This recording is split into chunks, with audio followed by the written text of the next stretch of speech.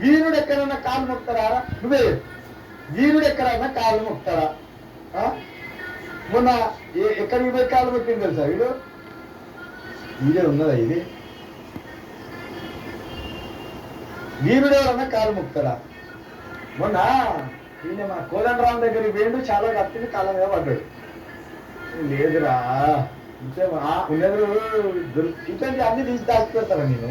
ఎందుకంటే నీ భాగవతం నువ్వు బానిసవా వీరునివా అని ఇక్కడే తెలుస్తుంది. నువ్వు బానిసవా వీరునివా ఇవి ఇప్పుడు తెలవాలి. అప్పుడేమన్ను కోదండరాము, ఇప్పుడేమన్నా ఇప్పుడు నువ్వు పోరాటం చదివింది కదా, పోరాటం అమోఘమైన పోరాటం అది. ఇది ఎవరిది?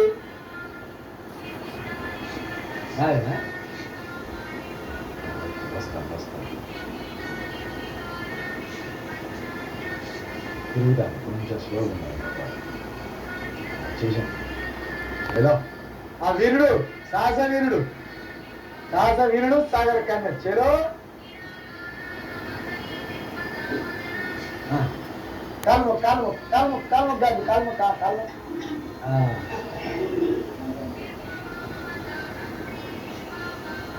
చదువు చెప్పిన సార్ కాళ్ళు మొక్కడం అంటే వేరు. కానీ వీడు ఏం చేసిండు? ఇదే కోదండరాముని బ్లాక్మెయిల్ చేసిండు. కోదండరాము కేసీఆర్ కమ్ముడు పోయిందని చెప్పిండు. కోదండరాము ఎమ్మెల్సీలో పోటీ చేసినప్పుడు కోదండరాము కేసీఆర్ తమ్ముడు పోయిందా అని చెప్పిండు.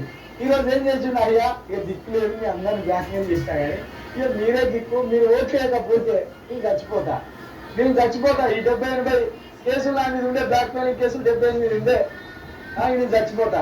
కాబట్టి ఈసారి నా కాంగ్రెస్ పార్టీ మాకు ఎమ్మెల్సీ టికెట్ ఇచ్చింది ఆయన కోదండరాం రెడ్డి, ఇలా నన్ను కాపాడాలి నువ్వు అది పోయిండు. కాళ్ళు వచ్చిండు మొక్కు గాలి మొక్కు తొందరగా మొక్కరా. ఇది సాహసీయుడు. ఇది సమాజాన్ని మేల్కొల్పే పుస్తకాలు అనే బానిస లక్షణాలు అద్భుతంగా ఉన్నాయి ఈ దగ్గర. వీడంతా సమాజాన్ని మేల్కొల్పెట్టాడు అట. వారి ఈ కాలు మొక్కేటోడైనా వీళ్ళు అని తీసుకుంటారా? కాలు మొక్కేటోడైనా స్ఫూర్తి ఉంటారా?